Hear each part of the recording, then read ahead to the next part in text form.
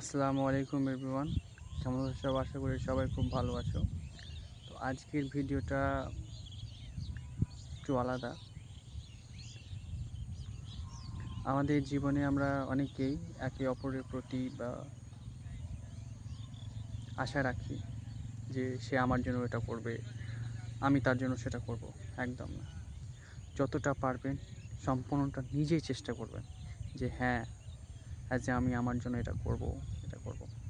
কারণ আল্লাহ তাআলা না আমাদের যতটুকু আমাদের জন্য রেখেছেন সেটাকে আমাদেরকে নিজের করে নিতে হয়, নিজের করতে হয়। কারোর উপরে আমরা দায়িত্বশীল হলে সেই জিনিসটা আমাদের আর থাকে না। তো সেক্ষেত্রে পৃথিবীতে যতদিন বাঁচবে, যতদিন আল্লাহ আমাদের হায়াত লিখেছেন, তো ততদিন আমরা নিজের চেষ্টা করব। একটা সময় থাকে যখন আমাদের কাছের মানুষগুলো তাদের আসল চরিত্রটাকে আমাদের সামনে তুলে ধরে, তখন প্রচণ্ড কষ্ট হয় আমাদের মেনে নিতে যে আরে আমি এর জন্য তো এত কিছু করলাম,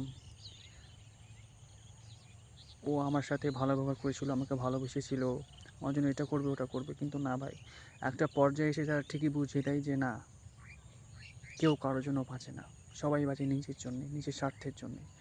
আপনি যত দিন তার স্বার্থ পূরণ করতে পারবেন সে ততদিন তোমাকে মনে রাখবে। তার স্বার্থ শেষ, তোমাকে ভুলে যাবে। তো আজ আছি কাল নেই, কারো স্বার্থে বাঁচবেন না, একদম নিজের স্বার্থে বাঁচবেন। আজকে আছি আমাদের মাঠে, খুবই স্নিগ্ধ পরিবেশ, বর্ষা হয়েছে। আমি ঘুরে দেখাচ্ছি পিছনটা। বর্ষার জন্য এই যে দেখো, জমির ধানটা পুরো নেতিয়ে পড়েছে, ধানের অনেক ক্ষয়ক্ষতি হয়েছে। এখানে কলাই আছে, কলাইয়ের অনেক ক্ষয়ক্ষতি হয়েছে। যেগুলো নতুনগুলো ফুলগুলো আসছে, বর্ষার জন্য ফুলগুলো নষ্ট হয়ে যাচ্ছে, অনেকটাই ক্ষতি হচ্ছে।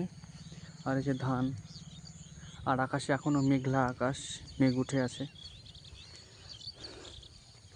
তো ওটাই বলবো, যতদিন বেঁচে থাকবেন ততদিন নিজের জন্য করবেন, নিজের ফ্যামিলির জন্য করবেন, অপর কারোর জন্য কোনো কিছু করতে যাবেন না। কারণ মানুষ আজ আছে, আপনাকে সে তার ভালো মুখটা দেখিয়ে দিল, পরে যখন তার স্বার্থ শেষ তখন সে তার আসল চেহারাটা দেখিয়ে দেবে। তো সেক্ষেত্রে মানুষ হচ্ছে একটা জীব, অন্যতম জীব, যেটা আপনাকে ব্যবহার করতে পারবে কিন্তু প্রয়োজনে কখনো পাশে পাবেন না।